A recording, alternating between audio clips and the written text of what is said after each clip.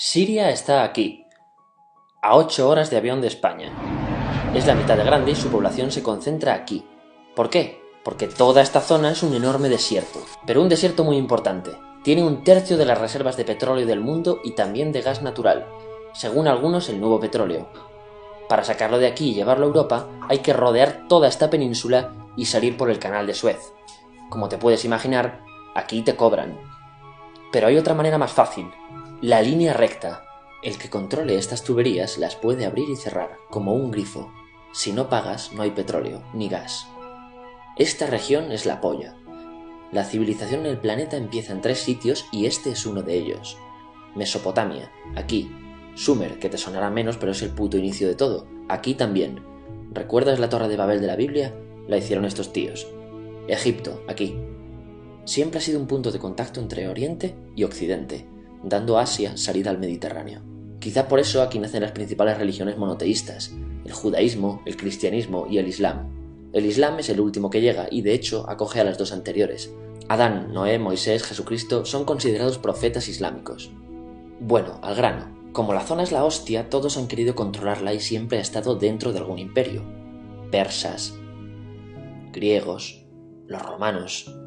El imperio romano termina partiéndose en 2, y finalmente solo sobrevive esto. Ahora es cuando la última religión monoteísta, el Islam, construye su propio imperio. ¿Te acuerdas de las cruzadas? Bueno, pues son los europeos cristianos intentando recuperar esta zona de la que estamos hablando. Los últimos en llegar son los turcos, que ojo, no vienen de Turquía, sino de a tomar por culo en Asia, junto con Gengis Khan. Lo conquistan todo y fundan el Imperio Otomano. El Imperio Otomano se queda ahí hasta la Primera Guerra Mundial, 600 años. Cuando acaba la Primera Guerra Mundial, aparecen pequeños países donde antes estaba el Imperio Otomano, y por primera vez vemos a Siria en un mapa. Hasta ahora la habíamos dibujado para no perdernos.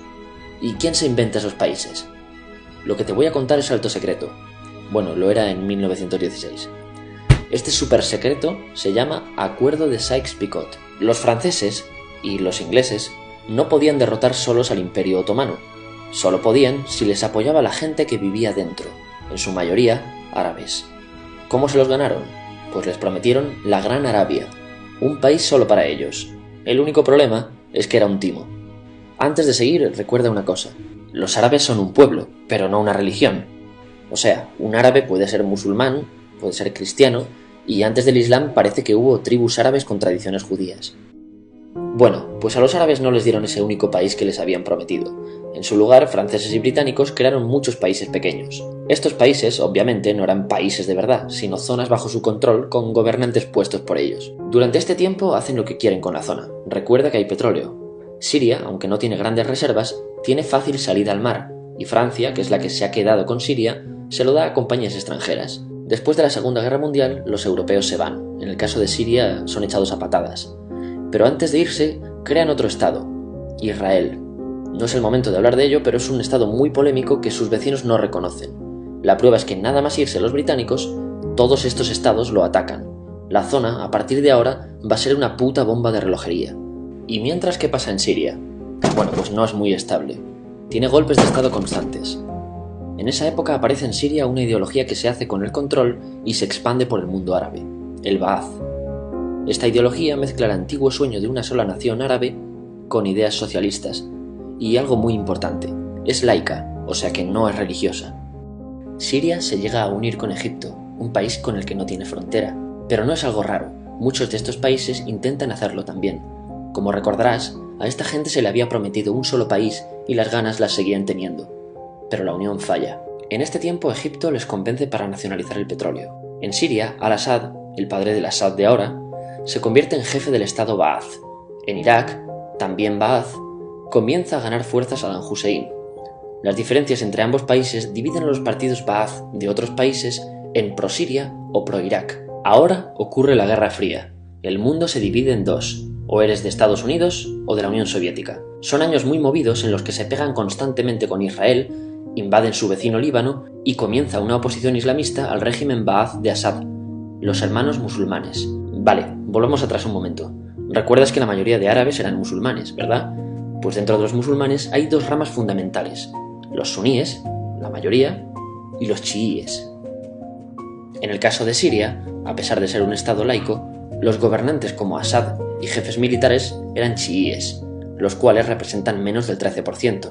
En cambio, casi el 70% de la población es suní. Un dato curioso es que los cristianos son casi el 10%. Que los chiíes controlen el gobierno y el ejército mosquea a la población suní, y este sentimiento es aprovechado por los hermanos musulmanes, islamistas radicales suníes. Estos toman las armas en la ciudad de Hama en contra del gobierno, y Assad acaba con la revuelta a costa de matar miles de civiles y encarcelar a mucha gente. En el año 2000, Assad padre muere y le sucede Assad hijo. Ante las presiones libera a muchos presos, trae internet y esperanzas de cambio. Hay un periodo de gran debate político y aparece la oposición. También vuelven los hermanos musulmanes. Los siguientes años son difíciles. Arrestan a la oposición. Y Bush incluye Siria en el eje del mal, y esto la aísla. Está mal visto negociar con Siria.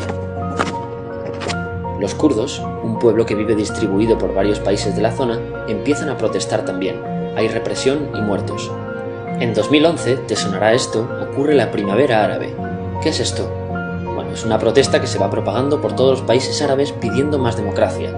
Como ves, el mundo árabe, a pesar de estar dividido en países, tiene tendencias generales. Cuando llega a Siria, Assad hijo termina usando el ejército y en los enfrentamientos mueren unas 1000 personas.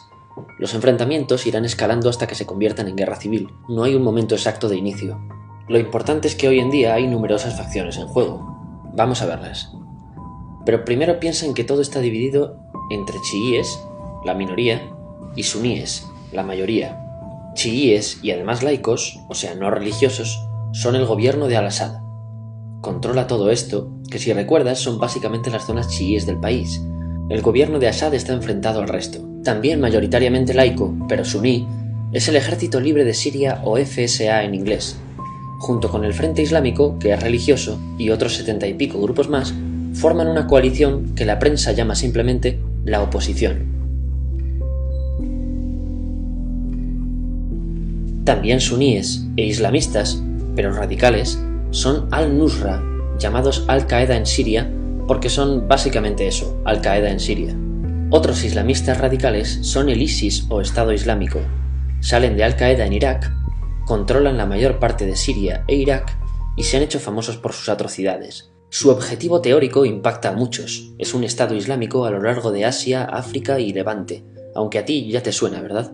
En naranja tenemos al pueblo kurdo, que recordarás porque el presidente Al-Assad lo reprimió, al igual que gobiernos de países próximos también hacen. Ahora controlan militarmente esta zona. Antes de terminar, repasemos los apoyos internacionales a fecha de octubre de 2015. Las fuerzas de Al-Assad son apoyadas por Rusia, que ya tenía base militar en el país antes del conflicto, por Irán y por China. Todos son países de lo que Europa llama Oriente. En contra de Assad, apoyando a la llamada oposición, luchan Estados Unidos, Turquía, Francia, Gran Bretaña y Arabia Saudí. Podemos terminar con algunas conclusiones. Te advierto que esto ya es pura opinión. Si recapitulamos, vemos que la región es estratégica. Por su situación privilegiada, todos la quieren. Siria siempre ha estado bajo el paraguas de grandes imperios. Piensa que hace 100 años la actual Francia era Francia, Gran Bretaña era Gran Bretaña, pero es que hace 200 también, y hace 300 también, y hace 400 también. En cambio, Siria solo es Siria desde hace menos de 100 años, y solo se gobierna a sí misma desde hace poco más de 50. Además, jamás decidieron sus fronteras, se las impusieron. Europa divide Oriente Medio a su antojo para controlarlo, diseñando países sin tener en cuenta su población. Muchos historiadores dicen que todo pueblo tiene la necesidad de manejar su propio destino, pero estos ingredientes que hemos visto juegan en contra de proyectos como la Siria Ba'ath, que encima usa la represión para mantenerse. En última instancia, producen una guerra civil. En este contexto no es extraño que aparezcan actores que se alimenten de la desesperación, el sentimiento suní de opresión y la visión de Occidente como invasor. ISIS usa la identidad árabe y la mitología de antiguos imperios. Cuando quieras entender el presente, pregúntate: ¿y el pasado?